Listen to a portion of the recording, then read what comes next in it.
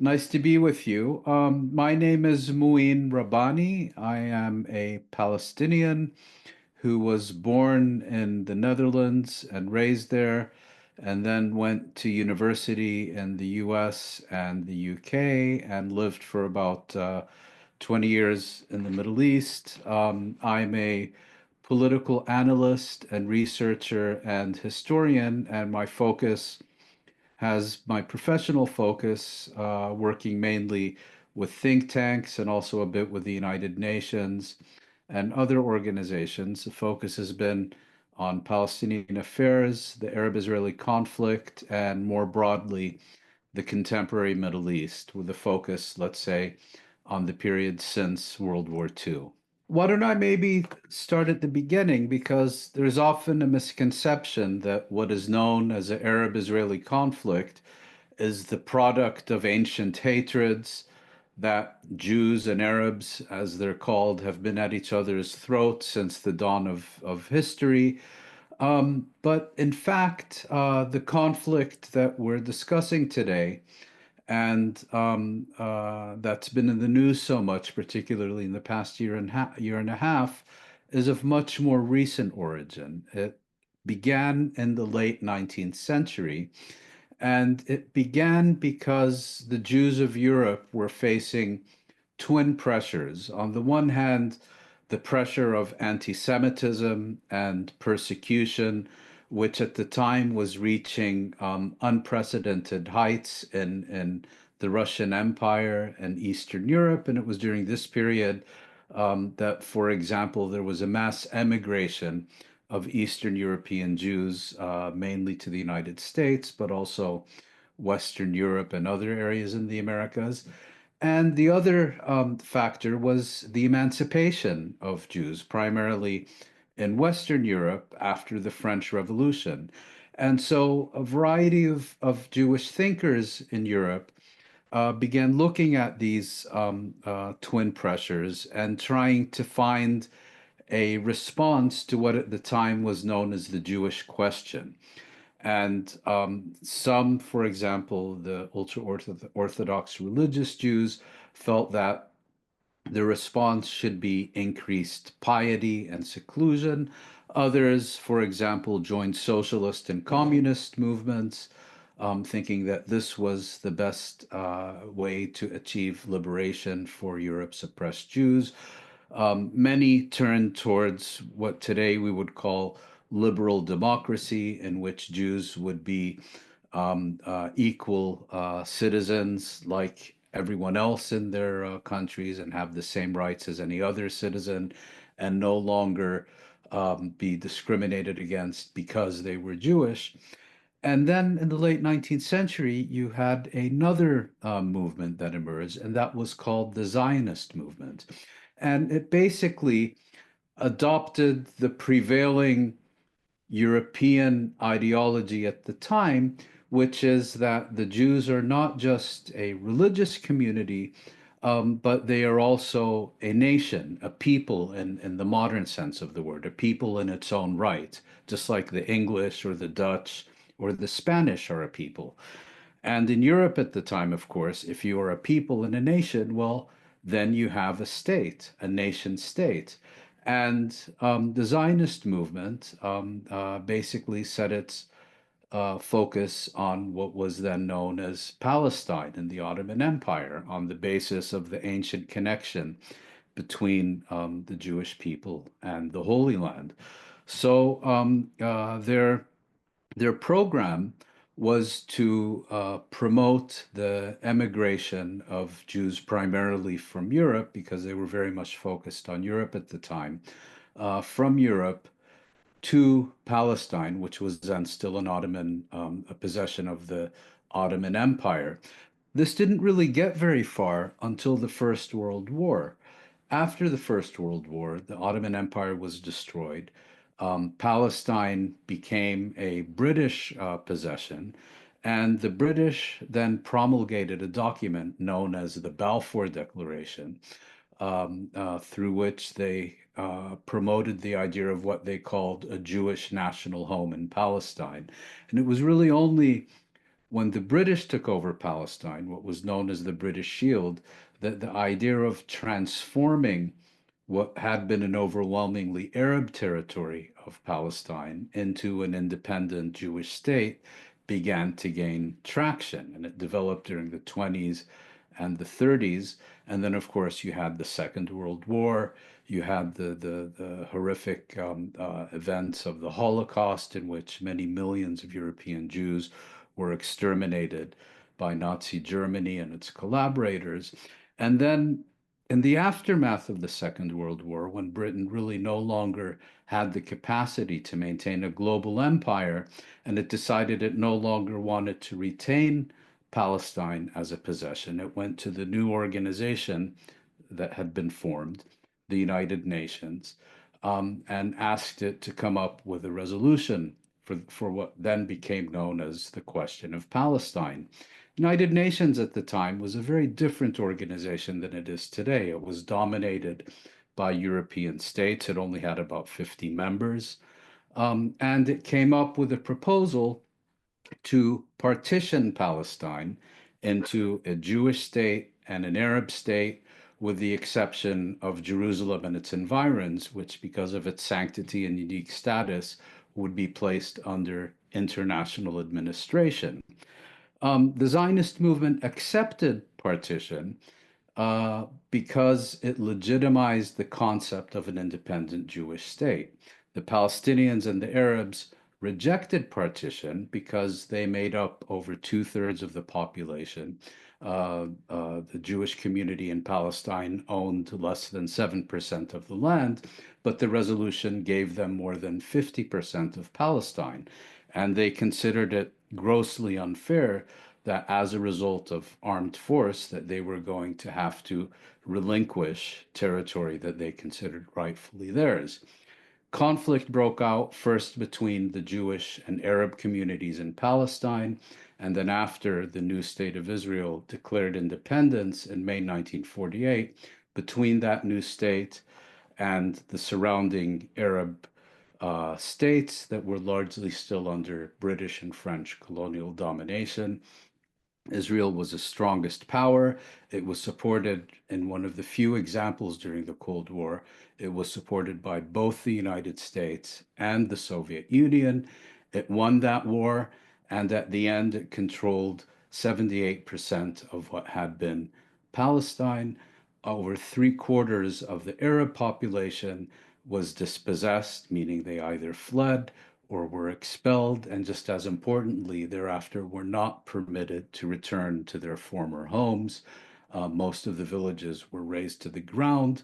And there you had a situation where what we today know as the Israeli-Palestinian conflict became a much broader conflict between Israel and the Arab states. Additional wars were fought in 1956 and crucially in 1967, during which a superior Israel managed to defeat the combined armies of Egypt, of Syria, of Jordan, and to occupy the West Bank and the Gaza Strip, the two territories that had remained under Arab control after 1948, as well as the Sinai Peninsula of Egypt and the Golan Heights of Syria.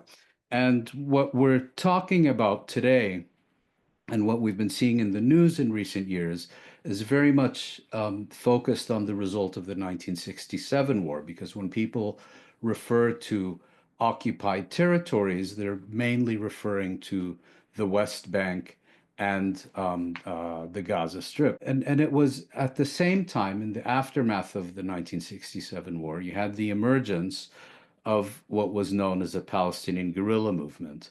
Palestinian guerrilla movements that operated under the umbrella organization of the PLO and began launching attacks on Israel for the purpose of ending the occupation and forcing Israel to allow the return of the refugees to their original homes. The original program, political program of the PLO, called for the Israeli state to be dismantled and in 1969 adopted the program of a secular democratic state, whereas the previous position that all Jews who were not already in Palestine before the British got there would need to return to their original countries. Now the position of the PLO was that all those who lived there and who were entitled to live there would live together in one single democratic state. It's a proposal that never really gained much traction.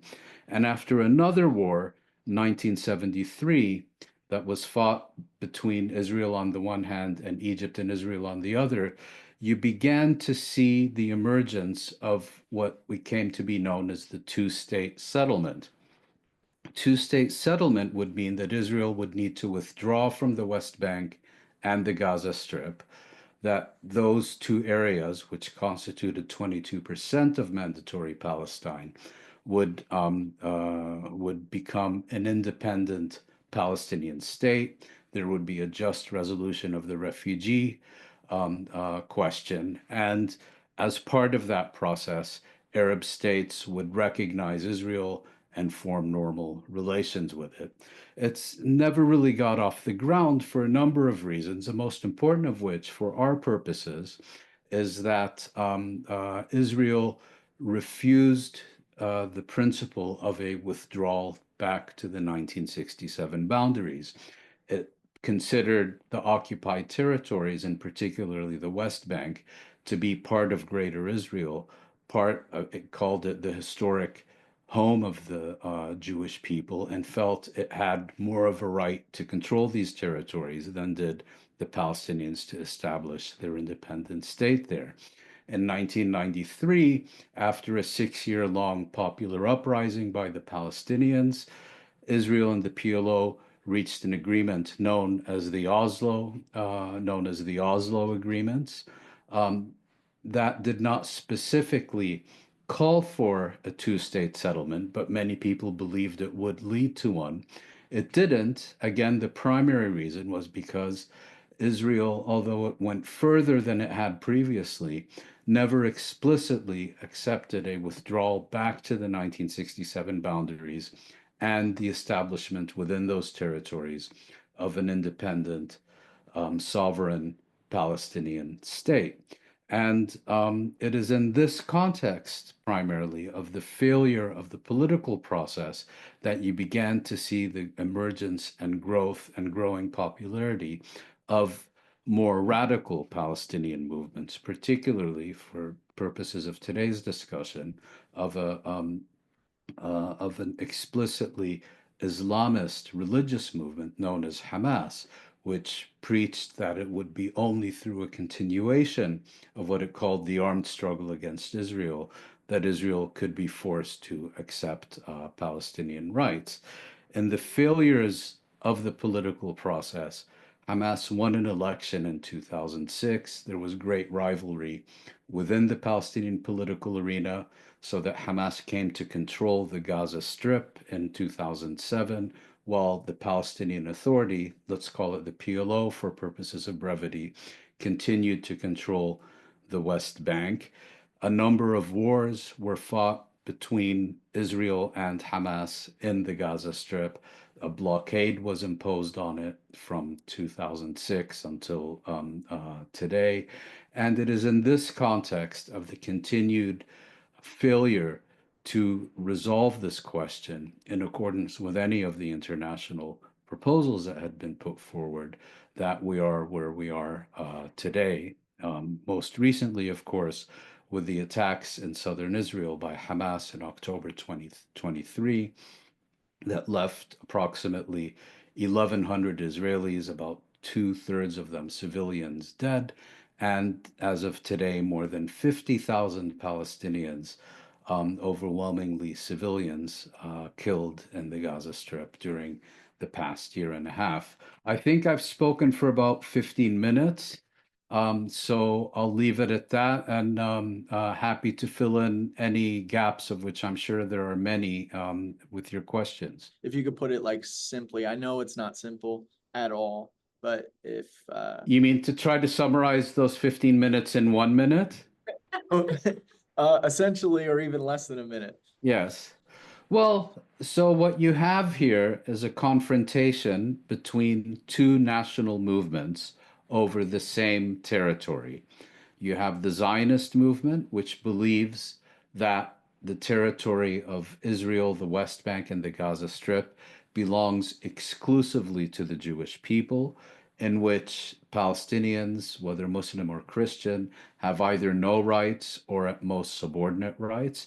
And you have the Palestinian national movement, which believes that it represents the indigenous people of this territory because they have lived there for centuries, if not longer, and that either some of them take a similar attitude to the Zionist movement that this land belongs to the Palestinians and the Palestinians alone, and others believe that it needs to be shared, either as a single democratic state in which the communities live as equals, or it needs to be partitioned into an independent Israeli state and an independent Palestinian state.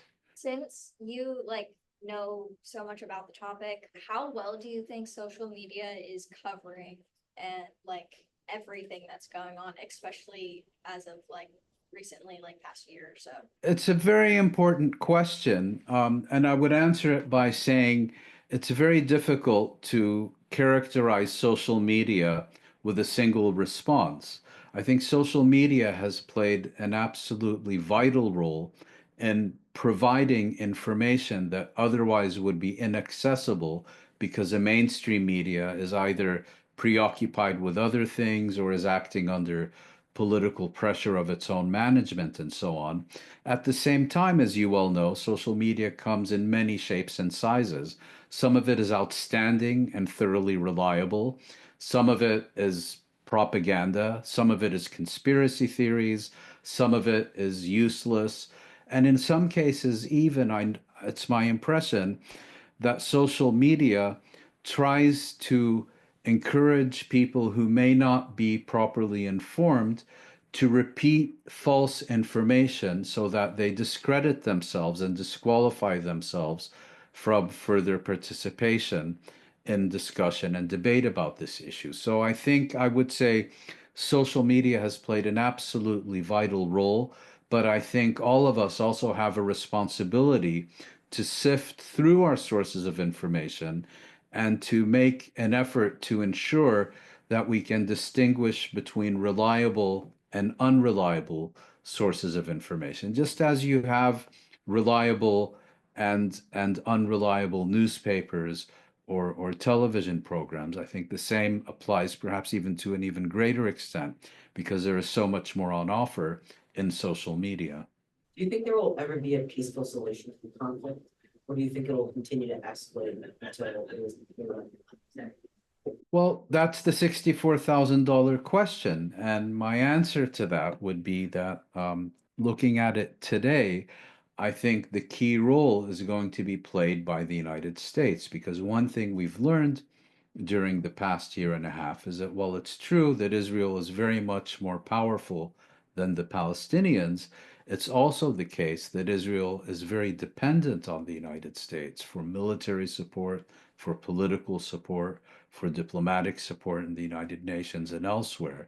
And that if and when the United States takes a decision that Israel has to comply with A, B, or C, Israel will have no choice but to do so.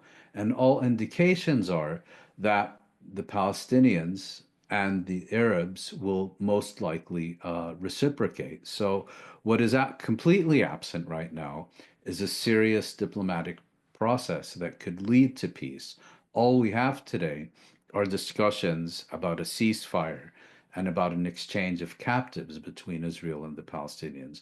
What we don't have is serious discussions and negotiations that would lead to a comprehensive, just, and durable resolution of the question of Palestine and the Arab-Israeli conflict. One that has often mentioned this regard is what's known as the Arab Peace Initiative, where in 2002, every Arab state agreed to a proposal that if Israel withdrew to the 1967 boundaries and left the territories it occupied in 1967, the West Bank, the Gaza Strip, East Jerusalem, and the Syrian Golan Heights, then every Arab state would formally recognize Israel and normalize relations with it. It's often mentioned as a basis for the two-state settlement, but unfortunately, those with influence over Israel have, at least until today, refrained from deploying that influence and bringing this proposal into reality. What would you say is the best way to educate those people, like, on who are aware of the conflict and are very much like excited about what Israel is doing? Well, people support Israel for a number of reasons. One important reason that I think you've just alluded to is that perhaps the information at their disposal is insufficient, or they're getting either a distorted view of what's happening, where they see it as a battle between good and evil, or because of the way they've been raised and conditioned to, for example, believe that Israel is not just a state and a government like any other, but that it represents some kind of fulfillment of biblical prophecy and so on. So you're dealing with a lot,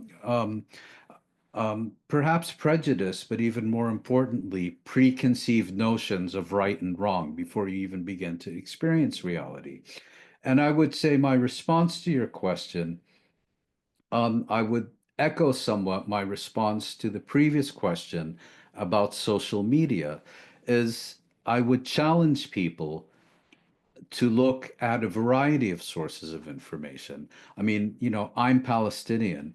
I would absolutely never limit myself to reading only Palestinian accounts of what's going on. I read American accounts, I read Israeli accounts, I read Arab accounts, and my sense is always that the more you're exposed to and the greater the diversity of perspectives and accounts you're exposed to, the better you become at distinguishing between truth and fiction, at distinguishing between right and wrong, and looking at this question in terms of politics and morality and ethics the same way you would look at any other question. In other words, using the same values that you would apply to any other conflict, rather than using, let's say, a different set of values or a specialized set of values because what you've been taught as a kid in terms of looking at this issue.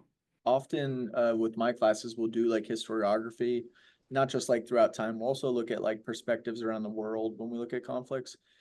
Mhm. Can you speak about how Palestinians, whether in Gaza or the West Bank or both, and Israelis, like what do they grow up learning, whether it's a part of like their pop culture or even in their history classrooms? How do they Right. see conflict differently? Well, it's very different, yet at the same time similar. Both peoples grow up with the experience of a historical trauma, which needs to be addressed, and which needs and whose repetition needs to be prevented at any and all costs. I think to most of you, the trauma of Israeli Jews is well known, and that is, of course, the Holocaust, the extermination of millions of European Jews during the Second World War at the hands of Nazi Germany and its European collaborators. And of course, this has resulted in a certain way of looking at the world and seeing everything as a potential threat that could result in something similar, and becoming very averse, I would say, becoming very averse to doing the right thing precisely in order to put an end to the conflict and prevent similar traumas. But it's also something that has been instrumentalized, cynically, I would argue, by the Israeli government to present any challenge to Israel, no matter how right or wrong, as motivated by the same kind of nativist hatreds that produced the persecution that culminated in the Holocaust. Whereas, of course, the reality in the Middle East is completely different. As far as Palestinians concerned, the great trauma, of course, is what they call the Nakba, which is an Arabic word that means catastrophe. The Nakba of 1948, where virtually overnight the Palestinians were uprooted, dispossessed, became a stateless people, and their country was transformed from an overwhelmingly Arab territory in which you had Muslims, Jews, Christians, and others living into increasingly an exclusively Jewish state of Israel. And so these traumas exist, and these traumas are deeply rooted. I think at some level, there's a refusal by each to recognize a trauma of the other. But at the same time, I also think that we need to look at contemporary issues through the prism of contemporary realities and contemporary needs and contemporary requirements rather than through the prism of what happened in both cases here in the 1940s. Is there any sign of the war slowing down or stopping? In fact, we've had the exact opposite. So, as just to briefly recapitulate, um, uh, on October 7th, in the context of this festering conflict that I summarized at the beginning, Hamas launched an unprecedented attack into southern Israel. That same day, Israel began with a military campaign into the Gaza Strip that is now increasingly described as a genocide.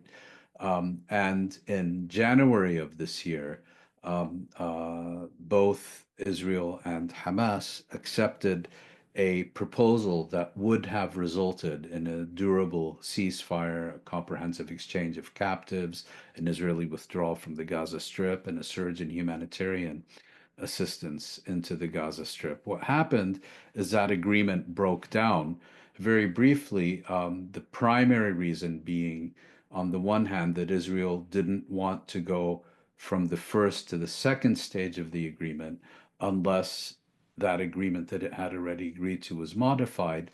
And secondly, because the United States decided that it was better to allow Israel to seek to change the agreement as opposed to placing pressure on Israel to implement the agreement as it had been already agreed. And so what we've had now is, in fact, a very marked deterioration of the situation in the past 2 weeks. When Israel resumed its intensive bombing of the Gaza Strip last week, we had the single deadliest day in the occupied Gaza Strip since 1967, I believe, where over 400 people, approximately half of them children, were killed within the space of 24 hours, and it's been intensifying ever since. That doesn't mean it's going to keep intensifying, but at present, there aren't really many signs that this is coming to an end. And just as importantly, as I pointed out in response to a previous question, all these discussions and negotiations that are going on now are almost exclusively focused on a ceasefire and bringing this war to an end, rather than addressing and resolving the political crisis, the political issues that produced this war that we're discussing now. Why do you think it is so difficult for a lot of people to call what's happening in Palestine a genocide? But I know a lot of sources don't like to claim that it is one technically. Why do you think there's a hesitation? Well, I think there are multiple reasons.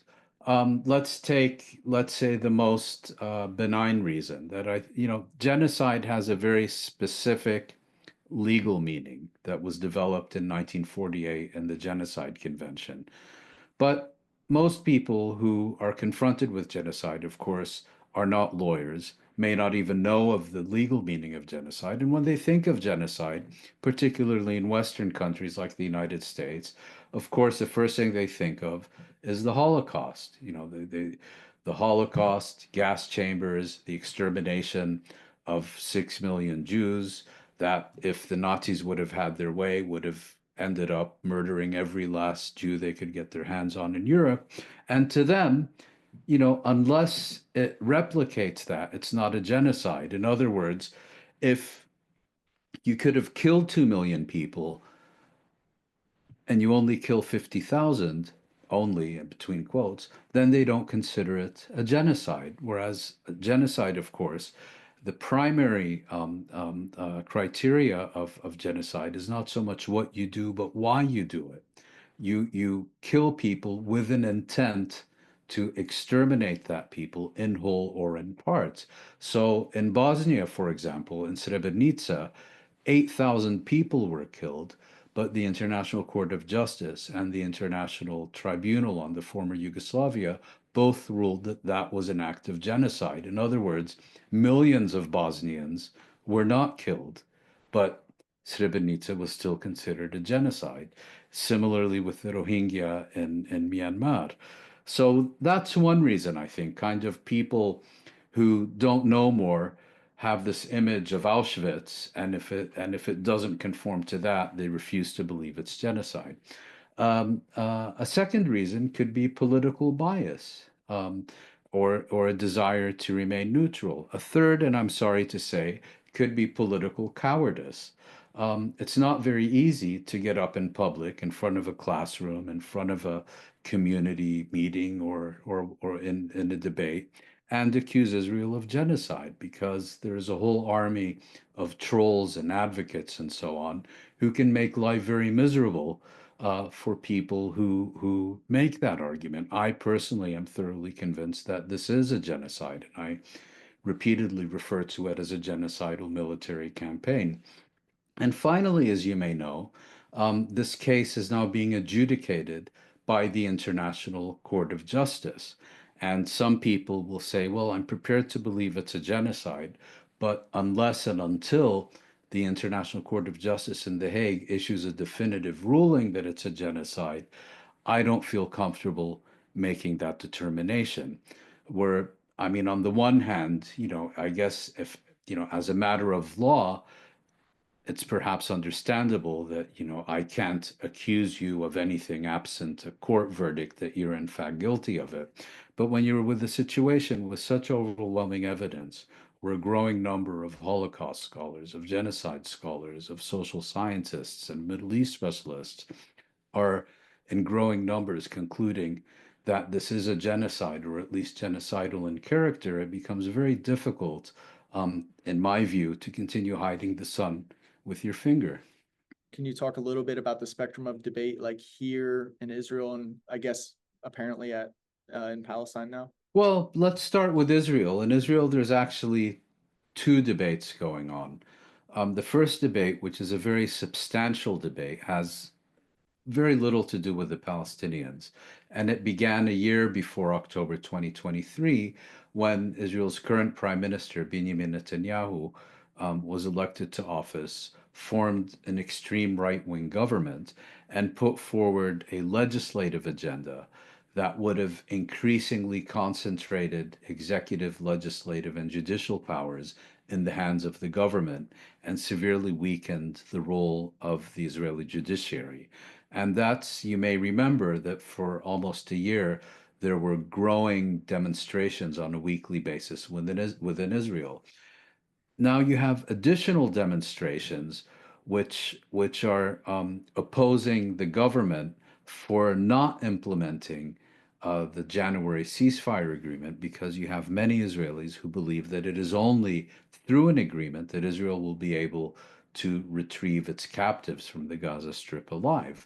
Against them, you have many Israelis who believe that Israel should intensify the war, because the objectives of obliterating Hamas are more important than saving the lives of the captives. So you have these kind of um, different polarizations on the basis of different issues, but there's actually very little opposition to what Israel is doing to the Palestinians because of what it is doing to the Palestinians.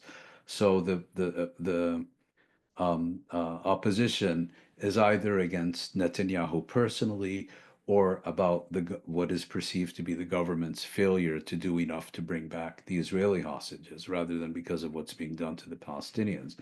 Within the United States, I think it's clear, there has been more protest, more debate, more opposition, more discussion of this issue than I ever imagined I would see in my lifetime. You've had all these encampments at campuses and so on. And And this is all the more telling because the U.S. public opinion has traditionally been a bipartisan source of support for Israel, and that is beginning to change and fracture.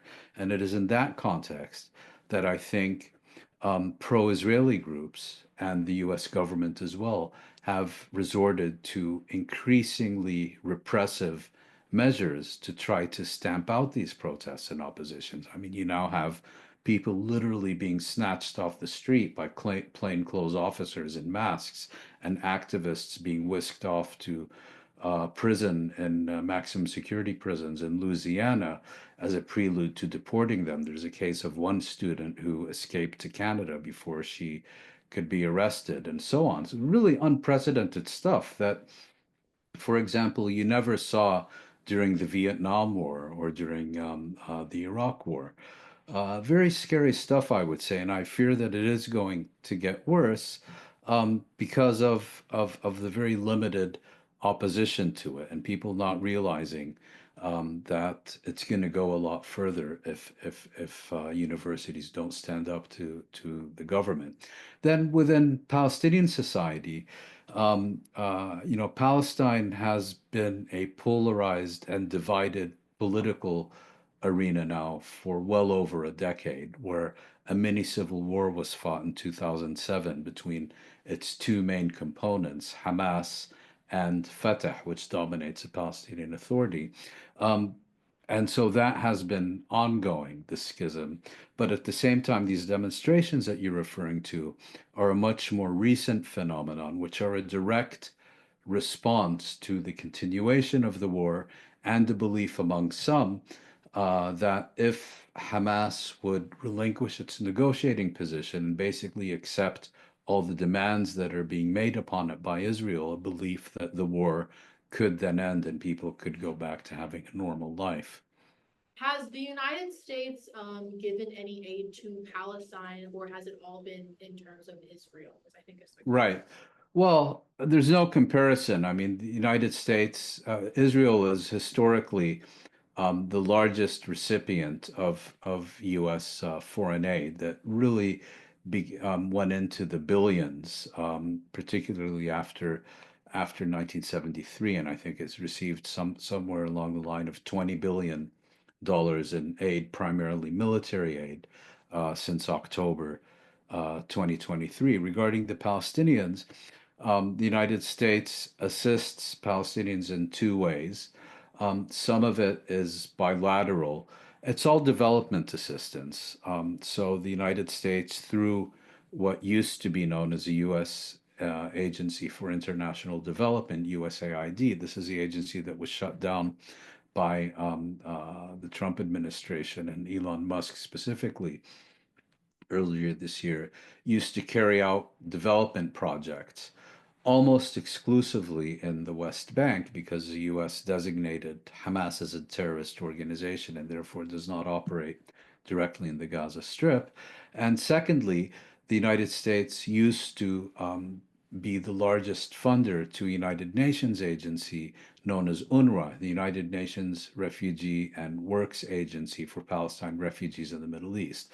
So it was the biggest agency that was providing health and educational and other services to Palestinian refugees. And that one was very active in the Gaza Strip. But the United States, during the first Trump administration, terminated its funding to this agency and called for its abolition.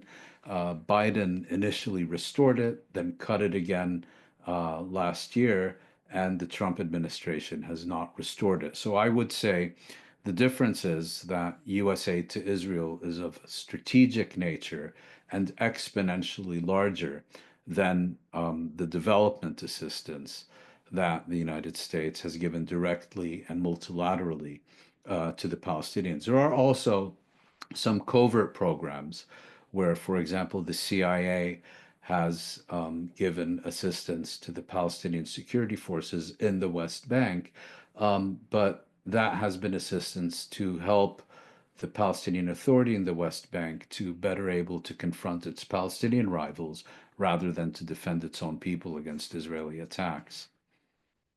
advice do you have and any resources? Well, I'm a little hesitant to recommend specific resources because, of course, it depends. Are you primarily interested in the political aspects and the historical aspects and the culinary aspects and the military aspects? But I think your generation, certainly compared to mine, has the enormous advantage of having so much information at your fingertips, and it's really there for the taking. Of course, it requires caution and discrimination because, as I was saying earlier, so much of it is outstanding and useful and information that you would have extraordinary difficulty accessing otherwise.